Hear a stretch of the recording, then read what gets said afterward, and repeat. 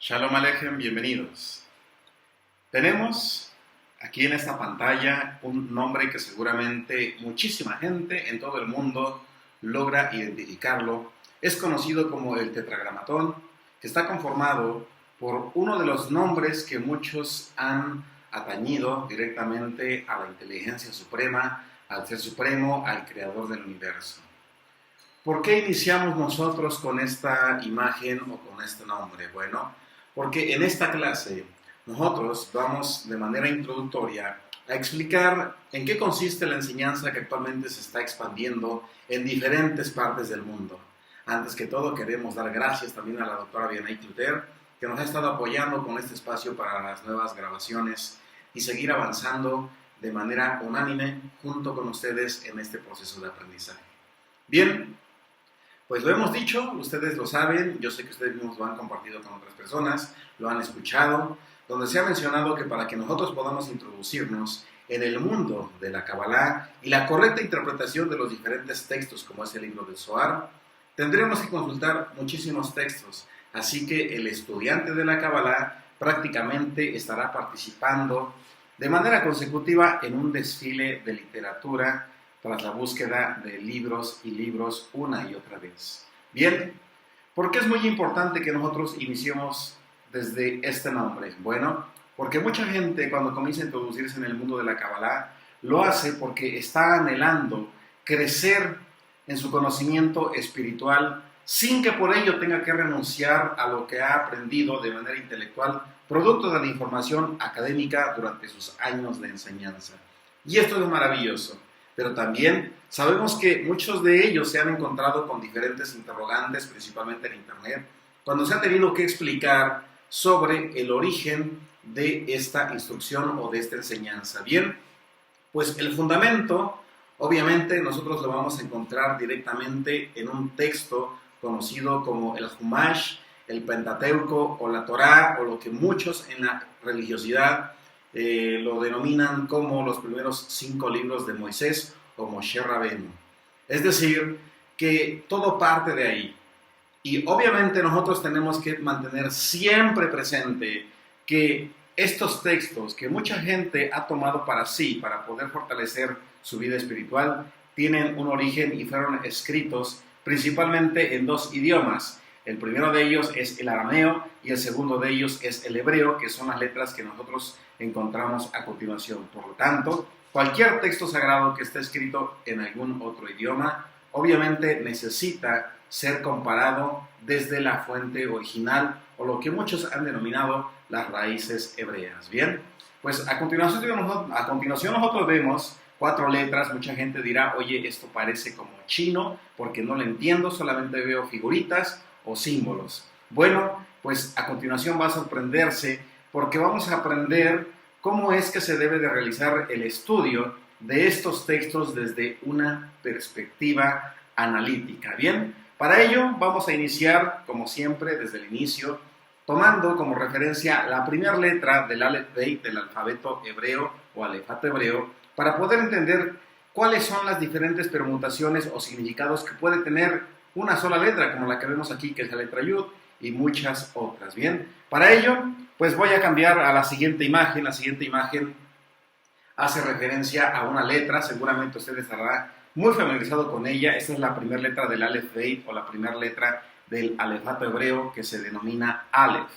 Ahora, el alefato hebreo, a diferencia de muchos otros idiomas, tiene un significado múltiple, que puede permutarse de formas infinitas si nosotros así lo queremos hacer. Y vamos a entender por qué razón es muy importante conocer desde las raíces hebreas los textos sagrados que muchos han denominado inclusive una Biblia. Si una persona está formándose inclusive en una institución de formación teológica y no tiene el fundamento hebreo y las diferentes connotaciones que hay en cada una de las letras, difícilmente va a poder profundizar en esto que nosotros vamos a estudiar. Bien, primero debemos de mantener muy presente que, como en cualquier letra en hebreo, la letra Aleph, que es la primera letra, tiene un valor numérico que es el que nosotros vemos precisamente aquí, que es el número 1. Ahora, este valor numérico que mencionamos hace referencia precisamente a la primera letra que tiene estos tres significados. Es decir, cuando nosotros pronunciamos la letra Aleph, puede significar fuerte, poder y líder. Y obviamente cada palabra tiene un significado completamente diferente. En el hebreo antiguo, la letra Aleph estaba representada por una cabeza de buey, que también podríamos nosotros integrar precisamente en el sistema de interpretación adecuada, y entonces encontraremos que la letra Aleph puede tener hasta 4 significados diferentes. Por lo tanto, de aquí surgen las combinaciones donde un enunciado puede tener de 3 a 5 significados diferentes. Entonces, imagínese la profundidad a la que llegan los secretos que nosotros encontramos en un Tanaj hebreo o en una Biblia o inclusive en el Zohar. Por eso, el libro de los Proverbios nos invita a que nosotros escudriñemos la Torá, a que escudriñemos estos textos porque en ellos hay sabiduría. Ahora, si nosotros con esto ya sentimos que estamos introduciéndonos a un mundo un poco complicado, no se preocupe, que todavía se va a maravillar más. Porque a continuación nosotros podemos ver precisamente que la letra Aleph está conformada por 3 letras hebreas diferentes. Es decir, está conformada por la letra Yud en la parte superior del Aleph, por la letra Vav, que se encuentra en la parte del medio, y por la letra Yud nuevamente. Ahora nosotros debemos de mantener presente entonces que ahora el valor numérico ya no solamente es el 1 que viene el Aleph, sino que la letra Yud, que equivale también al número 10, se suma al número 6, que es la letra Vav, y nuevamente al número 10 de la letra Yud, que nos da un valor numérico, o lo que se conoce en la gematría, con el total del número 26, y que obviamente se tiene que simplificar al número 8, y sabemos que si nosotros nos vamos al hebreo, encontramos precisamente que hay letras que están encerrando un significado más profundo. En eso consiste el estudio de la parte secreta de estos textos. Así es que si usted es un estudiante bíblico, si usted participa de algún sistema de creencias independiente de su religión, es muy importante que pida que le instruyan sobre estos fundamentos para que pueda comprender cuál es el mensaje que la inteligencia suprema o el ser supremo ha dejado para todos y cada uno de nosotros. Ahora, para poder entender esto, nosotros tenemos que participar de una metodología que se llama el siguiente nivel de instrucción, mejor conocido como Pardes. Pardes, literalmente en hebreo, significa el huerto, y tiene pues precisamente un acrónimo que deriva en las siguientes palabras: lo que se conoce como el nivel Peshat, el nivel Remesh, Drash y Sod. Esto quiere decir que todos y cada uno de nosotros debemos de mantener presente que todo lo que leemos en un texto sagrado, así sea un libro de Génesis y pasemos por el libro del Éxodo, el Levítico, Número, Deuteronomio, todo tiene un significado diferente y que es muy importante nosotros podamos aplicar a nuestra diaria forma de vivir. Pero vamos a explicar por qué es necesario entender esta metodología.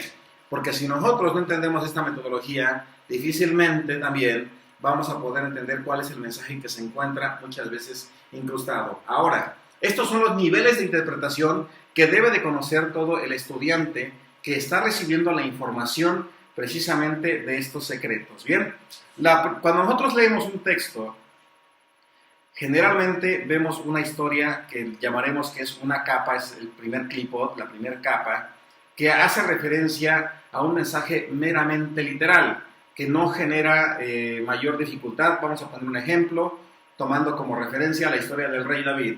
El rey David, en una ocasión, no salió a su campaña que deben de realizar los reyes para luchar contra otros ejércitos, se queda en su casa, observa a una mujer desde el balcón, la desea, manda a asesinar al esposo de esta mujer y él toma a esta mujer para sí.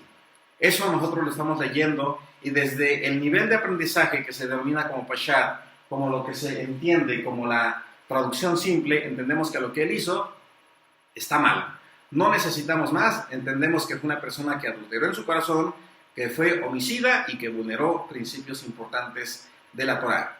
Ahí no hay ningún problema. Posteriormente viene lo que nosotros denominamos como el remesh, la insinuación que nos lleva a nosotros a la reflexión, a entender que muchas veces una acción que se comete va a llevar consigo un resultado que en ocasiones nos va a dañar, porque recordemos que David, producto de esta relación, tuvo un hijo que posteriormente falleció o posteriormente murió. Entonces, aquí nosotros ya vamos entendiendo. Peshat es la explicación simple, fácil de entender.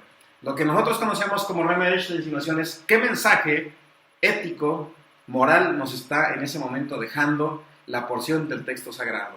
Posteriormente, nosotros nos introducimos en la sección del Drash, que es la interpretación o la lección de vida que nosotros tenemos que aplicar ahora de manera contemporánea, traer esa información y de qué forma lo aplico ahora yo en mi diario vivir, porque seguramente hoy yo ya no estoy como un rey asomándome en el balcón desde casa, pero sí probablemente me encuentro en alguna posición donde mi actividad jerárquica me permite mantener una interacción con personas que tienen que obedecer mis indicaciones. Es decir, en el Drash nosotros tenemos que tratar de interpretar cuál es el significado o la prevención que nos está dando el Ser Supremo para que evitemos cometer los errores del rey David. Ahora, en la parte Sod se denomina la parte secreta. La parte secreta es aquella en la que nosotros tenemos que meditar y tenemos que ahondar con mayor perspicacia. La parte secreta es aquello que muchos dejan pasar por alto y que mencionábamos, solamente utilizan el significado más simple del texto hebreo. Aquí lo más importante es que nosotros comencemos a descubrir, a escarbar qué es lo que hay en la profundidad de este mensaje. Esto es sumamente importante, y si nosotros no entendemos cuál es el mensaje de las acciones que realizó el rey David, lo que muchos denominarían que realizó una mala acción y que por ende tuvo una consecuencia, o lo que muchos mundanamente podrían decir es la ley del karma, ¿no? Tuvo una acción que manifestó una consecuencia. Sin embargo, en la parte Sod tenemos que ir un poco más allá. Tenemos que entender lo que mencionábamos en un inicio. Esto se escribió en hebreo y que solamente la primera interpretación o la primera lectura textual nos está mencionando una parte de este conocimiento. Por ello, es muy importante que nosotros entendamos que la parte Sod es lo que se denomina con este título, que significa la Kabbalah, o aquella parte del estudio de los textos que revelan los secretos incrustados. Esto es muy importante porque muchas veces hay gente que escucha sobre algunas técnicas para hacer oraciones, para hacer algunos preceptos, y que por ende pues van a traer consigo una bendición. Voy a poner algún ejemplo. Hay, por ejemplo, en el judaísmo, el Rosh Hodesh y la creencia de que precisamente en Rosh Hodesh es el día en el que nosotros podemos pedir que se bendiga todo este ciclo mensual.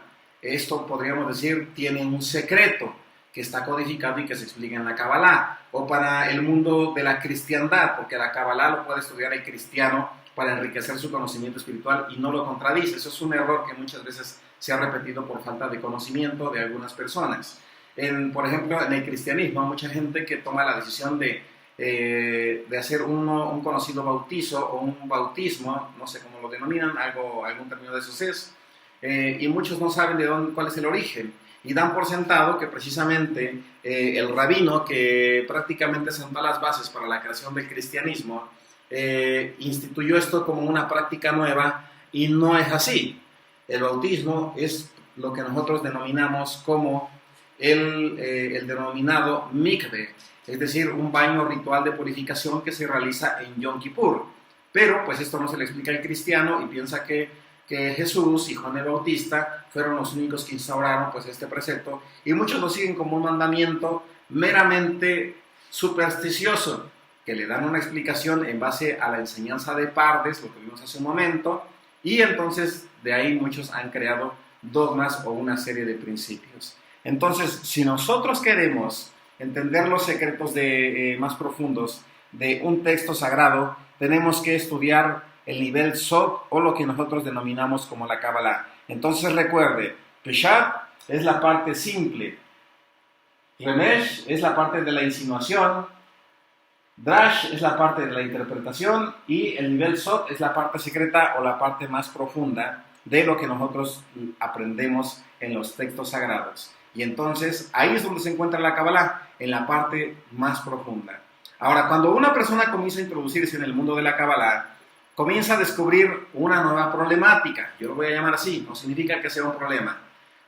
Encuentra el dilema donde menciona, es que encuentro diferentes rabinos en internet y cada uno de ellos me explica según su versión o según el fundamento de su creencia.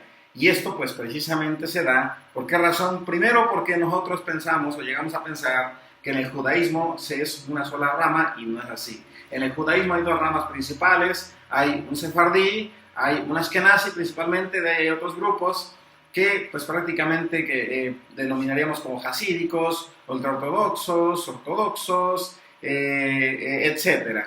Pero bueno, eso no es el tema que vamos a desarrollar ahorita. Aquí el tema es, ¿qué sucede cuando muchos preguntan?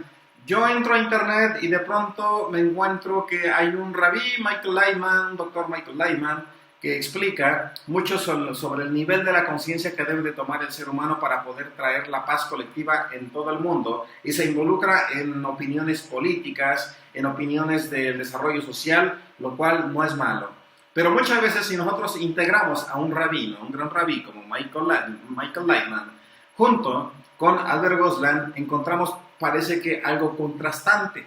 Y ahí se genera un problema, porque dicen, es que ¿por qué el doctor Michael Leitman no enseña como rabí Albert Goslan las meditaciones, las permutaciones? ¿Por qué no menciona sobre hilo rojo, etcétera? ¿Y por qué de pronto encontramos a otra persona que de pronto comienza a utilizar las 10 sefirot o el árbol de la vida como un diagrama que manifiesta 10 arquetipos en base al análisis del comportamiento humano que lleva a la independencia? Y bueno, pues nosotros encontramos diferentes rabinos. Recordemos que aún en el judaísmo hay diferentes escuelas. Ahora, es muy importante tener presente esto porque en caso contrario, el estudiante de la Kabbalah se puede, vamos a llamarlo, conflictuar, se puede equivocar y no va a saber qué está estudiando. Para ello, muy importante que nosotros tengamos presente que hay 3 escuelas de Kabbalah, y por eso usted se va a encontrar a diferentes rabinos explicando de una forma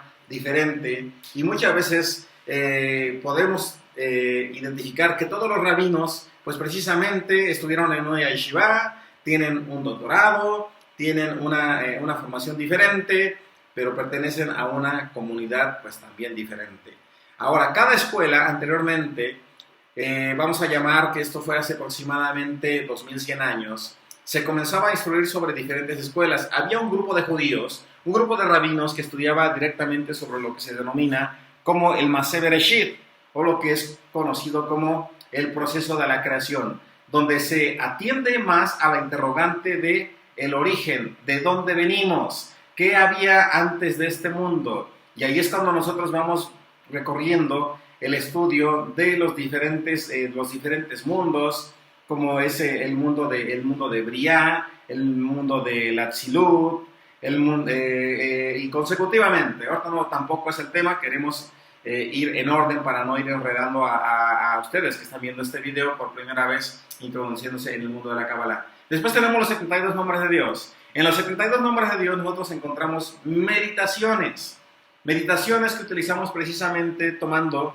los nombres que se encuentran ocultos en hebreo y que se encuentran codificados en el libro del Éxodo, en los Salmos y en algunos otros cánticos. Mucha gente piensa que hacer meditaciones es algo completamente diferente a lo que se instruye en otro tipo de enseñanzas, y eso es un error. Es decir, nosotros no podemos separar la Kabbalah, y es muy importante que hoy en este centro de enseñanza integremos o que dejemos claro que estas 3 escuelas se buscan unificar. No se está peleada la ciencia con lo que nosotros conocemos, con la espiritualidad. Es decir, el Maseh Bereshit estudia de dónde venimos, 72 nombres de Dios, cómo conectar en este mundo a ese lugar de donde venimos. Y la Merkabah representa lo que se conoce como el carro de fuego, el alcance que puede tener el ser humano para poder conectar con esos mundos superiores. Un ejemplo de ellos, por ejemplo, es Elías, es Enoch, personas que muchos dicen fueron raptados, los que estudian ufología dicen fueron, se me fue ahorita el nombre, fueron abducidos, y esto no es contrastante con lo que nosotros aprendemos directamente de los textos sagrados, no es algo descomunal pensar en ello,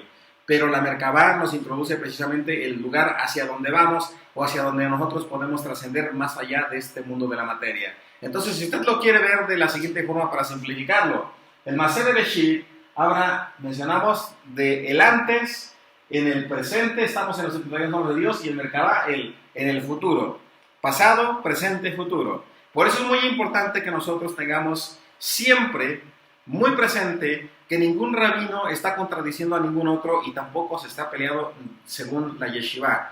Estaríamos nosotros equivocados, pero esto generalmente se da o se conflictúa cuando una persona no ha asistido en una yeshiva o no está muy relacionada con el estudio de los textos hebreos o los textos judíos. Bien, entonces no hay diferencia. Si usted quiere escuchar Kabbalah a través de Breslev, si usted quiere aprender Kabbalah a través de Yabad, si usted quiere aprender Kabbalah a través de Tarbut Sefarad, a través de Shofar, a través de centros Kabbalah, no hay ningún problema. Solo asegúrese o mantenga, mejor mencionado, mantenga presente que todo es producto de la evolución de conciencia. Es decir, algunos estarán aprendiendo Maseh Bereshit, otros llegarán a 71 nombres de Dios y otros llegarán a Merkabah, pero todo es un aprendizaje constante. Así que no se desespere y no crea usted que algún rabino de los que están ahí está enseñando una Kabbalah diferente.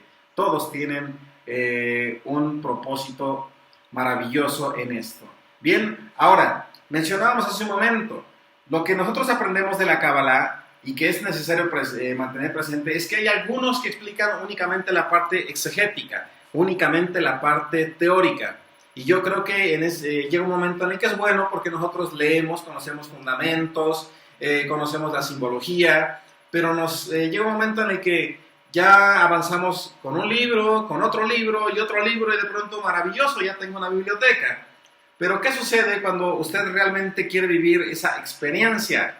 Cuando usted dice, bueno, ya leí demasiado, ya leí todos los volúmenes que hasta hoy en día se han traducido del Zohar. Ya leí Sefer Yetzirah, ya leí mi Tanaj, ya leí Bajir, ya leí Sefer Raziel, ya leí muchos libros, pero no pasa nada. Entonces, tiene que pasar a la Kabbalah práctica. Y ahí es donde entra la parte de lo que nosotros conocemos como lo místico.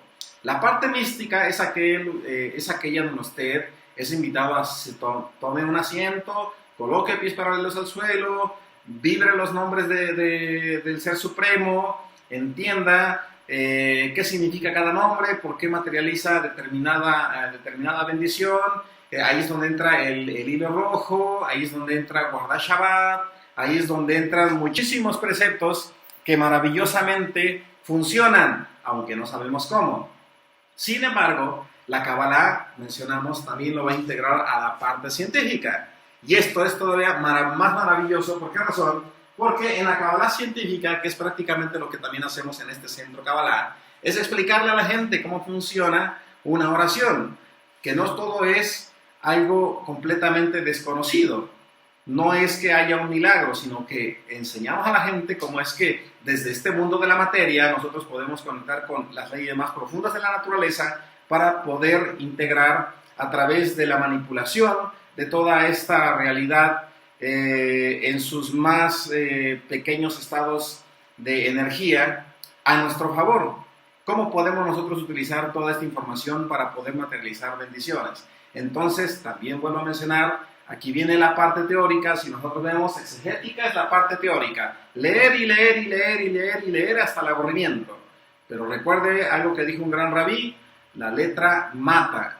Por lo tanto, el riesgo que se puede tener es que únicamente el conocimiento va a ser intelectual. Y si no lo practica, si no tiene usted ese conocimiento o esa experiencia con el mundo místico, difícilmente va a poder convencerse, no por superstición, sino por raciocinio.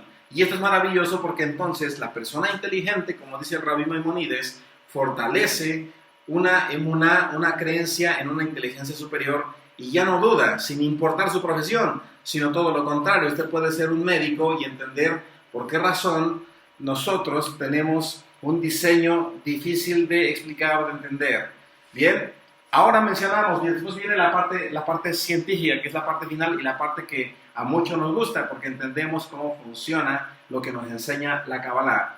Cómo funciona una oración a través de una programación neurolingüística, cómo funciona un Rosh Chodesh a través de la alineación astronómica de todos los planetas, principalmente de la Luna. Y entendemos, en base a las leyes inclusive más básicas de la naturaleza, que realmente nosotros podemos hacer cosas maravillosas con esta ciencia denominada como la Kabbalah, la parte Sod o la parte más profunda del estudio de los textos hebreos sagrados. Entonces, recuerde usted que en la Kabbalah lo que se hace es integrar la espiritualidad y la racionalidad.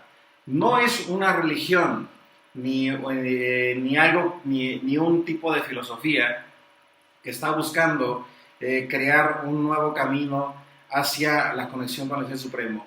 Estamos ayudando prácticamente con la Kabbalah a que la persona que crea en un ser de inteligencia superior lo haga con base racional, que no crea meramente por tradición o por superstición.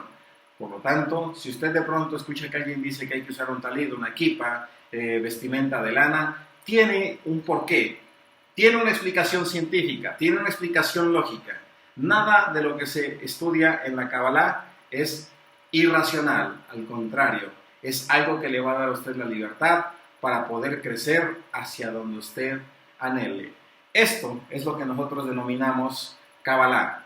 Kabbalah significa recepción de la tradición, del verbo lekabel, pero que también significa, según las permutaciones hebreas, conectando o lo que revela lo que hay del otro lado, es decir, la conexión con los otros mundos o con el mundo espiritual. Espero que este video te haya ayudado a poder integrar el conocimiento que actualmente tienes y fortalecerlo, pero sobre todo, como siempre hemos mencionado, espero haberte generado las suficientes dudas como para que te introduzcas en este mundo de sabiduría, de enseñanza, donde la Kabbalah no es mala. Muchas veces lo hemos mencionado, lo que sucede es que muchas veces los gurús o los líderes religiosos quieren mantener cautiva la conciencia colectiva de sus feligreses o de sus seguidores, y eso no es algo honesto. La Kabbalah viene a generar y a explicar la conexión que tú mismo puedes tener con el Ser Supremo, y que no necesitas una sinagoga, no necesitas un templo, no necesitas una iglesia, no necesitas un salón para poder encontrar la presencia de este Ser Supremo. Basta con que entiendas que en el Ein Sof, lo que nosotros denominamos en el árbol de la vida, que es lo que denominamos como el Keter o la corona de hasta arriba de este árbol de la vida, se encuentra pues prácticamente emanada toda aquella luz que se produjo en el conocido Tzimtzum o la contracción de la luz del universo que dio paso a esta vida. Por lo tanto, todo lo que tiene vida en este mundo es la misma manifestación del Ser Supremo. No está lejos en otros universos o en otros mundos, está tan cerca como que forma parte de tus células. Como siempre, te saluda tu amigo Rabí Moré Nicodemus Ames de este Centro Kabbalah Atizapán en el Estado de México. Esperamos pronto, pues un día nos visites. Eres bienvenido, eres bienvenida. Aquí hablamos con la verdad que nos hará completamente libres. Mando un abrazo a tu alma y a tu corazón. Que la paz de Baruch Hashem sea siempre contigo. Gracias y mando un abrazo a tu alma y a tu corazón. Hasta pronto. Muy buenas noches.